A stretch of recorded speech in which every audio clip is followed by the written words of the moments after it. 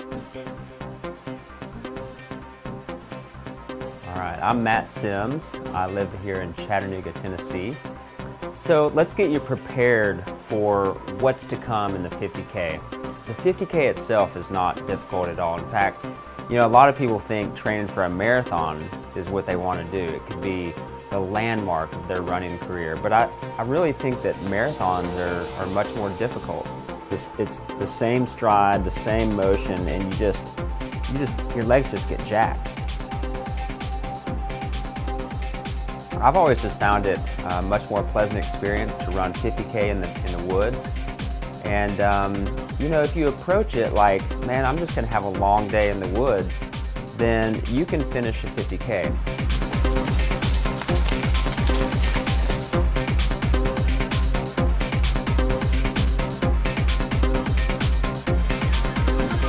So a lot of people will say, you know, Matt, do I need to do all this on the trail? And the answer is no. I mean, you know, make this plan work for you. 80% of the mileage and the time that you're gonna spend training for your 50K is gonna be on the road.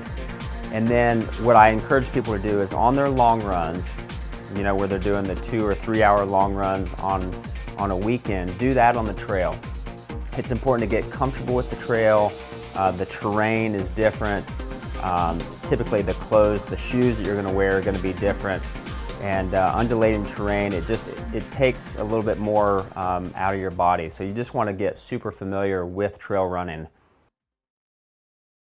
Don't be cheap about this. Listen to your body. Buy a new pair of running shoes for the road and go and get them fitted. Go to an outdoor store. Rock Creek Outfitters is our local store. Those guys know what they're doing. You know, they will actually put you in a shoe that is best for your foot. They make a quadrillion, you know, from the barefoot running shoe to a hiking type running shoe. So just find the one that best suits your foot style and the trail that you're training on. On a lot of the Rock Creek Trail Series events, they do have a shoe demo program where you can find your size, put them on, go run. You can run the event in them if you choose, but you can go do a little training run. So, you know, go do a race before your 50K.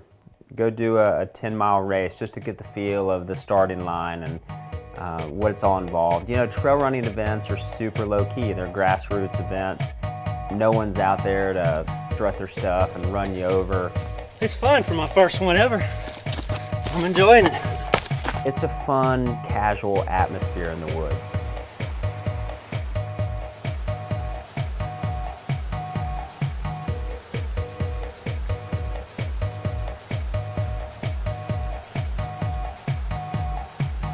Nutrition, hydration, these are all important things, and a lot of people will go out on a run and not take any water, not take any food. Even if it's an hour run or an hour and a half run, you need to start conditioning yourself to taking calories in, because when you go out on your 50K, you know, it could take 5 to 8 hours, and you're certainly going to be taking in calories during that event. And I think the other thing that's really important is most of these trail races are going to offer the same types of foods.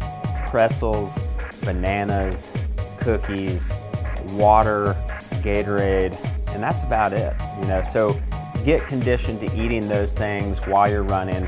I do highly recommend getting used to some sort of gel. And I purchased this at Rock Creek. This is a brand called Hammer Gel. I just like it. I mean, there's a million different gels. Goo is one, Hammer Gel is one. You know, what they say is for calories, you should take in your body weight times 2 per hour.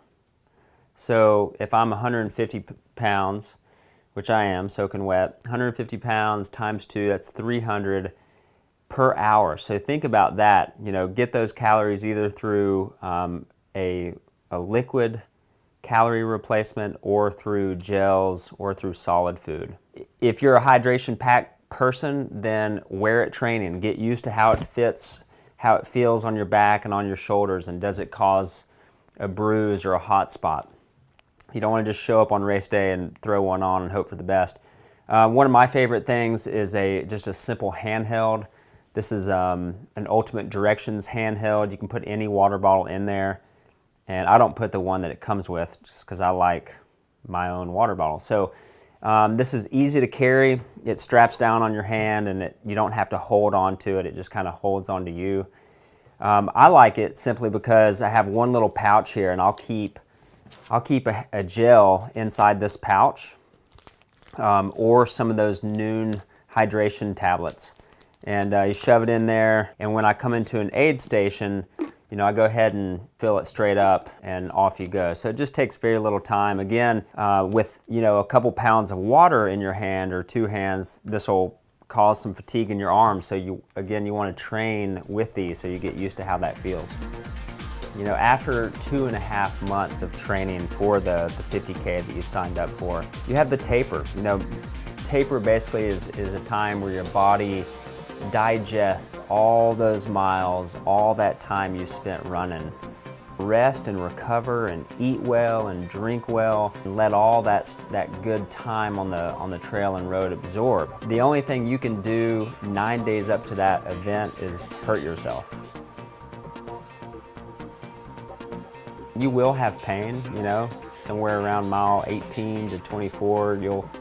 You'll go through some bad times. I remember sitting in a chair sometime around mile 26 at an aid station and not wanting to move, you know, just general fatigue. And you know, I convinced myself to keep going, and 10 minutes later I was running again in full stride. And you know, if you have a cheerful heart and a cheerful face, it just does a lot for you. Again, it's all fun. It's just running.